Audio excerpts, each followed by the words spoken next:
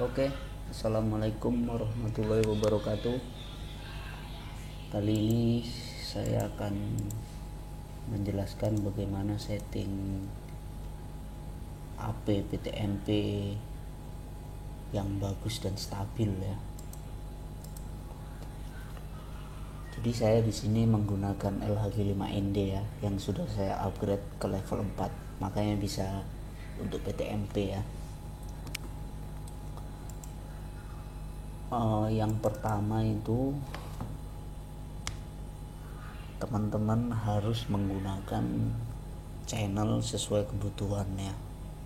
Kalau misal untuk 20 MB itu misal sih klien hanya butuh 5 MB sampai 20 MB, itu pakai aja channel yang 20 MHz. Jadi agar apa, kenapa harus 20 MHz? Karena 20 MHz ini lebih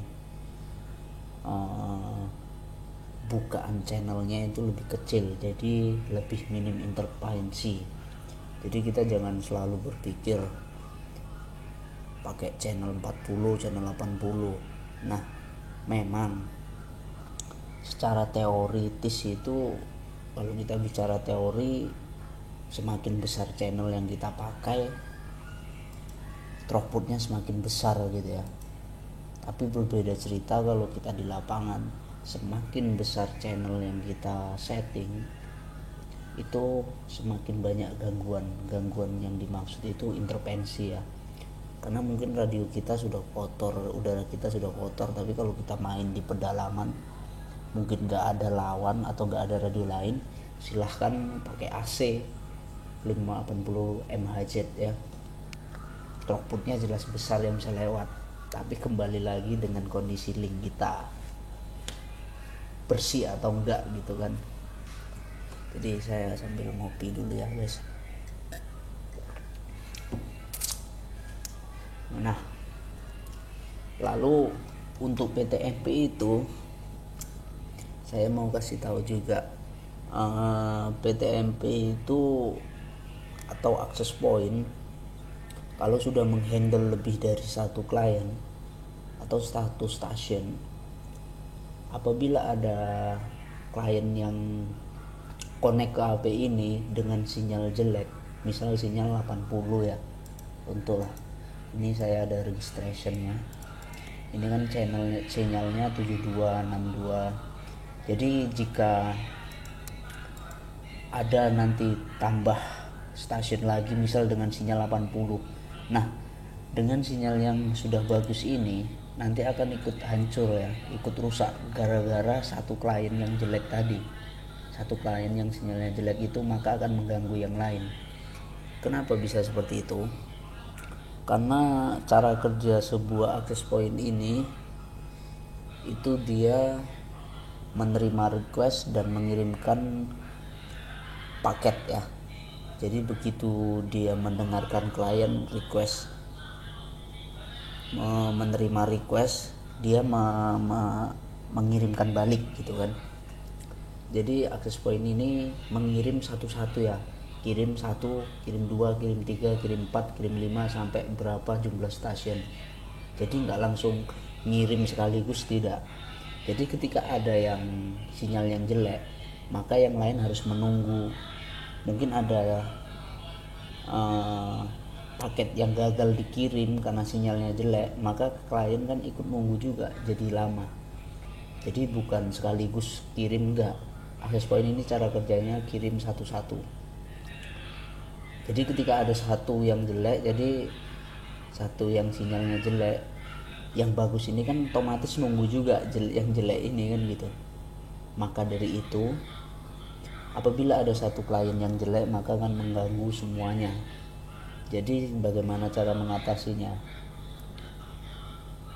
Ya kita buang aja yang jelek itu, jangan ikutkan di sini gitu. Kita kasih PTP sendiri mungkin ya, atau dengan Mikrotik ini ada fitur access list. Access list ini misal kita set 70, sinyal yang lebih dari 70 nggak akan connect ke access point kita ini gitu. Ini fungsinya access list. Jadi gitu ya cara kerja si access point agar stabil. Dia jika ada salah satu yang jelek maka akan menghancurkan semuanya. Saya jelaskan lagi. Karena access point ini mengirim satu-satu ya, mengirim satu-satu. Jika ada satu klien yang jelek, kan prosesnya lama jadi ya. Kalau sinyalnya buruk ya kan, sinyalnya buruk, yang lain kan bakal ikut nunggu juga gitu. Mungkin kalau lebih detailnya saya kurang pandai menjelaskannya ya. Teman-teman bisa baca di situs-situs Mikrotik ID, situ sudah banyak dijelaskan. Nah, oke, lanjut dengan kebutuhan klien. Kita setting 20 mHz. Frekuensinya sesuaikanlah sama kondisi link kita kan. Lalu untuk wireless protokol pakai NV2 kalau rekomend saya sih. NV2 itu menurut saya lebih stabil dari yang lain. Lalu bagian data rate ini kita pilih configure. Sesuaikan dengan kebutuhan bandwidth si klien. Kalau klien hanya misal butuh 5-20 MB saja, pakai support AG yang paling kecil yaitu 18. Agar apa? Itu nanti nggak ada yang namanya overlapping ya. Overlapping atau flapping itu sudah ada dijelaskan di Mikrotik di situs. Teman-teman nggak mau belajar bisa buka webnya tentang flapping radio Mikrotik.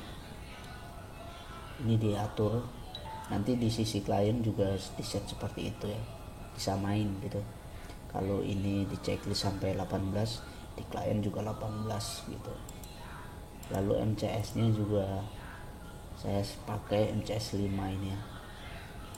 Lalu bagian nestream ini wajib di enable ya biar performanya lebih mantap. Jadi nestream ini kalau di Ubiquiti itu ibarat Air Max.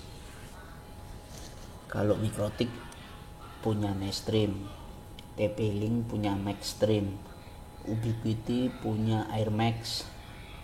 Jadi makanya itu kalau kita pakai PTEP atau PTMP itu harus satu merek ya, agar performanya lebih baik. Karena tiap-tiap radio itu punya fitur tersendiri agar performanya bagus, tapi hanya bisa dikoneksikan dengan yang satu brand gitu. Jadi Nestream ini bisa kita gunakan apabila stasiunnya atau AP-nya itu sama-sama Mikrotik. Kalau nggak bisa connect. Begitu juga kalau kita pakai produk Ubiquiti, misal ada di situ Air Max. Kalau kliennya nggak Ubiquiti juga, Air Max kita enable nggak bakal bisa connect gitu. Itu fungsinya fitur ini ya. Tiap-tiap Mikrotik, tiap-tiap radio punya fitur tersendiri. Lanjut NV2 ini saya biarin, X-Power juga default. Itu aja sih sebenarnya. Oke.